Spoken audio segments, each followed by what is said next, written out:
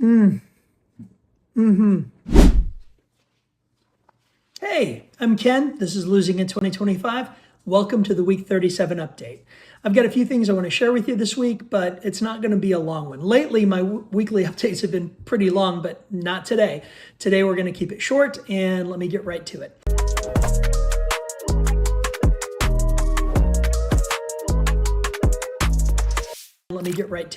First of all, I am enjoying a wonderful cup of coffee. I'll tell you what, black coffee has been one of the staples of my diet. I don't drink my coffee with cream or sugar or artificial sweeteners. I don't put anything in it. But one thing about drinking black coffee is you want to make sure you've got some good coffee to start with. And I am really happy. A friend of mine brought me this Antigua blend all the way from Guatemala, where he is serving on and off as a missionary and helping out some churches there. And man, this is some great stuff. So yum. So good.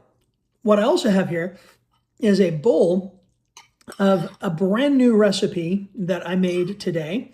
And I did my best to try to take pictures and film, and I'm going to do some voiceover to sort of give you some instructions on how to make this yourself.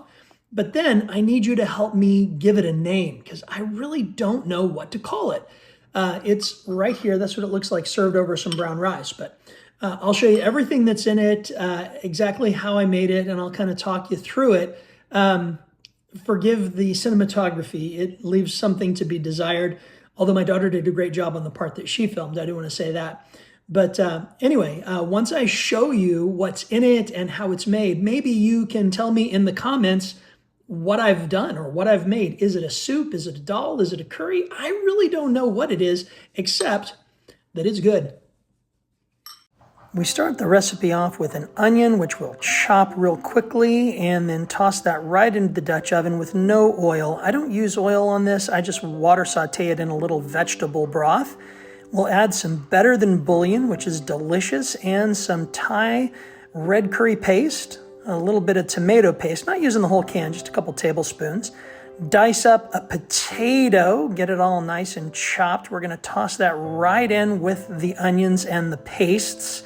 Stir it all together until it looks pretty good. Then add some spices. I add a little curry. Just toss that right in there. Then we'll add some cumin. You'll notice I'm not giving you the measurements because I think you should add spices to taste what you like, right? Some ground ginger. You could use fresh if you have some. Just toss that in there. I didn't have any fresh garlic, so I used garlic powder. And this is a bag of red lentils that I ordered online. I use a little more than a cup. Toss those in and just mix them all. And then I'm going to add actually 2 containers of this vegetable broth. Dice up some dates, medjool dates without the pits. I go ahead and chop those up, and I'm adding these in for a little bit of sweetness. Then I wanted to add some chickpeas or garbanzo beans, and we'll toss it all in there with the liquid, mix it all up. Now I cooked that for about 20 minutes before I added the coconut milk. Once we add the coconut milk, we are going to actually cook it a little bit longer, probably about another 15 minutes after we stir it all together and mix that in. The coconut milk adds a little more sweetness, some coconut flavor, and it adds that creaminess that we want this to have.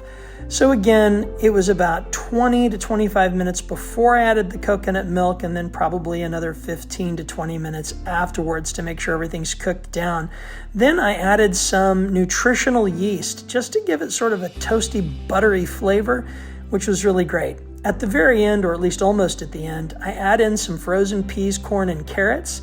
And I'm going to mix those in. Actually, I don't see any corn. I think this was just peas and carrots now that I think about it. I meant to add corn, but I don't see any there. So peas and carrots. Mix that in really well. It's got a great orange flavor from the combination of the red pastes and the turmeric. This really came out great. A little more soupy than I'd anticipated, but it really is wonderful.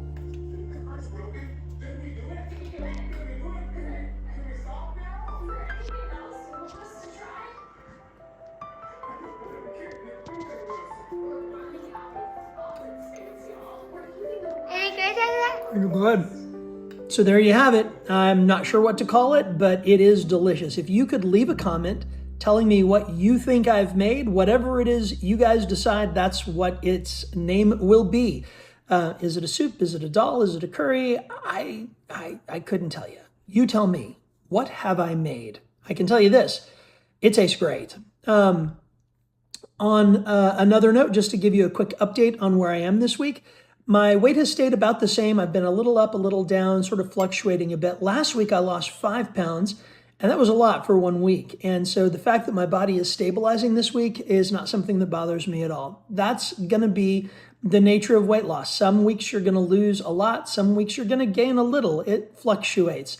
And right now, I'm sitting at about 5 pounds away from my goal of losing 100 pounds in 2025. And I'm completely content with that.